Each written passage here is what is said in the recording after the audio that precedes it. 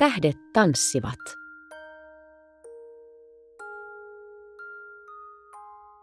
Olipa kerran pieni tyttö nimeltä Aava, joka näki maailman aivan erityisellä tavalla.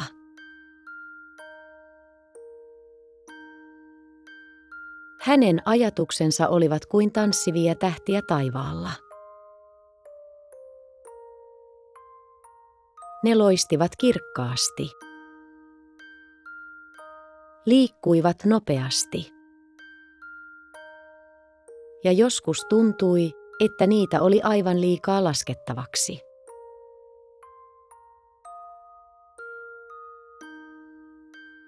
Koulussa Aavan oli välillä vaikea istua paikallaan.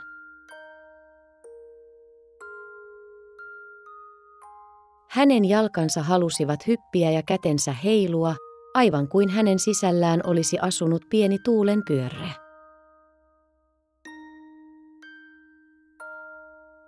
Opettaja joutui usein muistuttamaan häntä keskittymään tehtäviin, mutta Aavan mieli oli jo ehtinyt seikkailla 100 uudessa ideassa.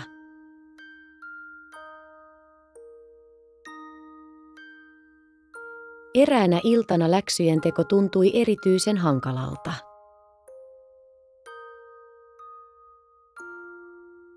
Aava istui äitinsä kanssa sängyn reunalla murehtien erilaisuuttaan.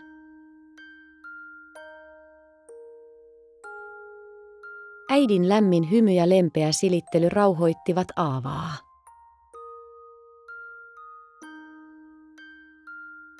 Äiti kertoi Aavalle tarinan perhosesta, joka ei koskaan lentänyt suoraan, vaan tanssi ilmassa. Ja silti löysi aina kauneimmat kukat.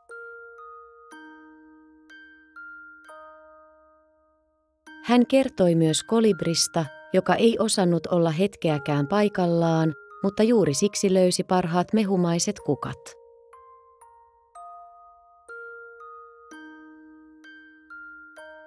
Nukkumaan mennessään Aava mietti äidin kertomusta.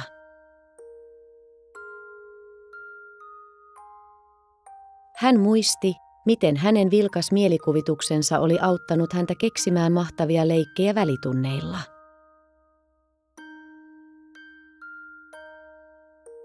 Kaikki halusivat aina mukaan hänen seikkailuihinsa.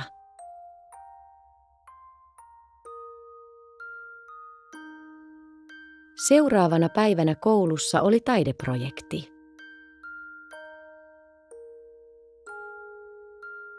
Oppilaiden tehtävänä oli maalata kuva omasta unelmien puutarhasta.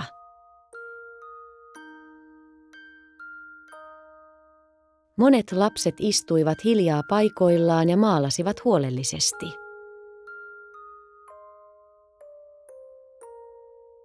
Aava sen sijaan liikkui edestakaisin paperin ääressä, välillä hyppien innostuksesta.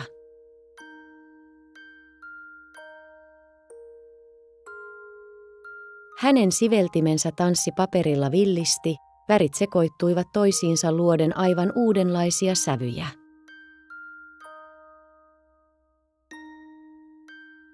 Vähitellen muut oppilaat alkoivat kerääntyä hänen ympärilleen ihailemaan maalausta.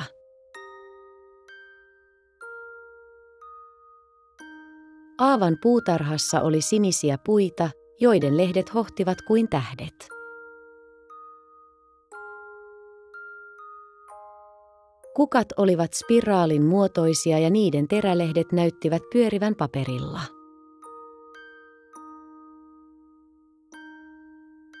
Taivas oli täynnä pieniä kimmeltäviä pisteitä, jotka muodostivat kuvioita.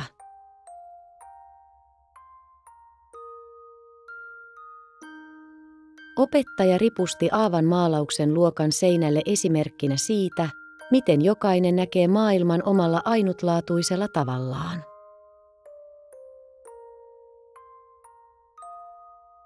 Siitä päivästä lähtien Aava alkoi ymmärtää, että hänen tapansa ajatella ja toimia ei ollutkaan ongelma. Se oli lahja.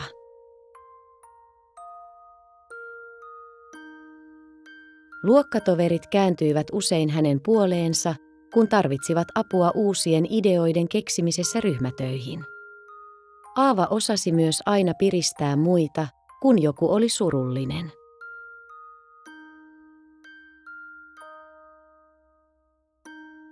Illalla ennen nukkumaan menoa Aava istui ikkunan ääressä katsellen tähtiä.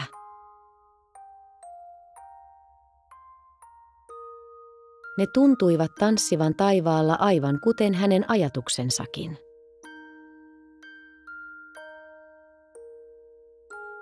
Hän ymmärsi nyt, että maailmassa tarvittiin kaikenlaisia ihmisiä. Myös sellaisia, joiden ajatukset tanssivat tähtien kanssa.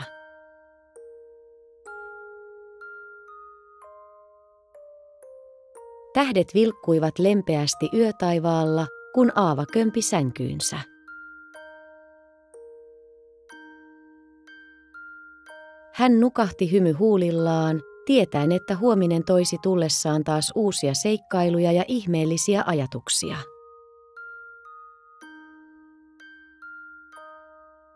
Hänen unissaan tähdet tanssivat edelleen, aivan kuten hänen vilkas mielensäkin. Ja se oli täydellisen hyvä asia.